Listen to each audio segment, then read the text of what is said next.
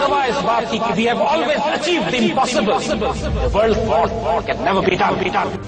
बच्चों, जो फैसले अल्लाह कर देता है, अल्लाह की बंदों की जबान से वो सिर्फ अदा होते हैं, उन फैसलों में कोई तब्दीली नहीं होती। लेकिन इंसान खुश नसीब होते हैं जो अपने आप को उस फैसले का हिस्सा बना। अपने वक्त के मिजाज को समझो।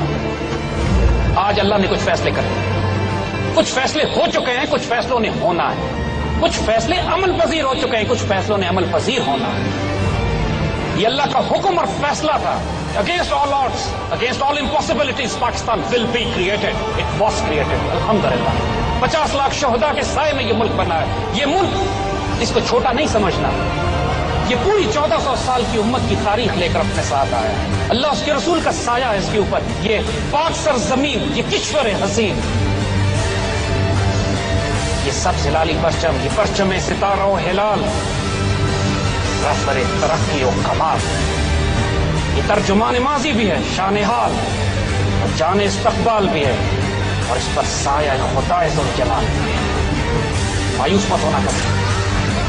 बात ज़हन में रखो बच्चों, अल्लाह के फजल से तुम्हें बताएं इस पाकिस्तान का पोटेंशियल क्या है।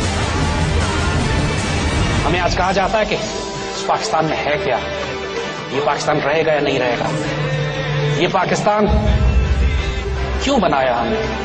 आए आपको बताएं इस पाकिस्तान का रोल, अब तक हम क्या रोल अदा कर चुके हैं। आज अगर पूरी मशरिक और मगरिब में मुसलमानों की आबरू की हिफाजत किसी हद तक अगर की जा रही है, तो आपके इस पाकिस्तान की वजह से आपके दुश्मन आपको ज्यादा अच्छी तरह जानते हैं। नोट नहीं करते मेरे बच्चों, अल्लाह के फजल से हमने जिस फील्ड में हाथ रखा है उसकी उरूज पर पहुंचे हैं। कोई पॉसिबिलिटी नहीं थी कि यह पाकिस्तान बच जाता। अल्लाह के फजल से 1947 में हम बचे भी, हम उरूज पे पाए।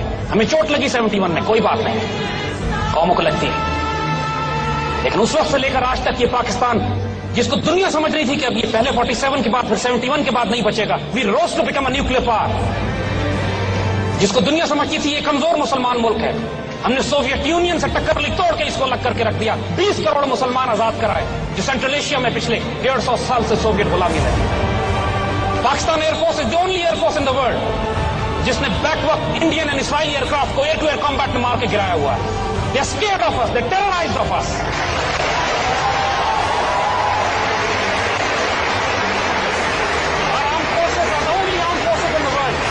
पूरी मुसलमान दुनिया की फोर्सेस को हम तरबियत देते हैं और ट्रेन करते हैं।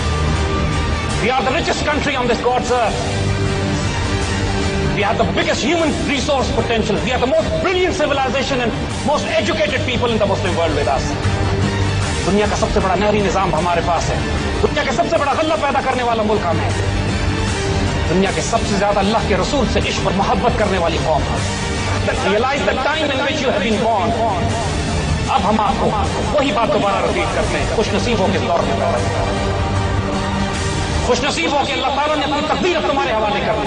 तुम्हारी तकदीर उसकी तकदीर बने, तुम्हारी रजा से वो लिखेगा कि क्या करना चाहता है। लेकिन शर्त उसकी एक दे दी उसने कि मोहम्मद से वफा से वफा, हुजूर सल्लल्लाहु अलैहि वसल्लम पे खयानत नहीं करना। डू नॉट बिट्रे योर रसूलुल्लाह on the day of judgement. You should not be ashamed in front of him.